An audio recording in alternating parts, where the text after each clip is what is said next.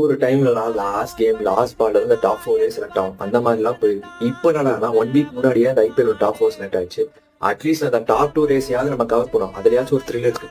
இந்த ஐபிஎல் பிளேஆஃப்ஸ்ல which team have the high chance to finish top 2 and title வின்னிங்க்கு யார் அதிக சான்ஸ் இருக்கு? என்னோட பர்சனல் பிக் இவங்க வின் பண்ணா நல்லா இருக்கும் அப்படின்ற ஃபீலிங்கையும் உங்ககிட்ட நான் ஷேர் பண்ண போறேன். ஸோ ஃபர்ஸ்ட் டாப் 2 பத்தி பார்க்கலாம்.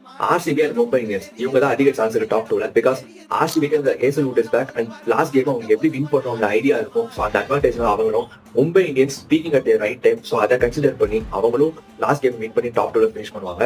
யார் டைட்டில் வின்னிங் சான்ஸ் அதிகமா இருக்குன்னா டவுட்டே வேணாம், அது மும்பை இந்தியன்ஸ் தான். பிகாஸ் அவங்க வின் பண்ணல, டாமினேட் பண்ணிட்டு இருக்காங்க.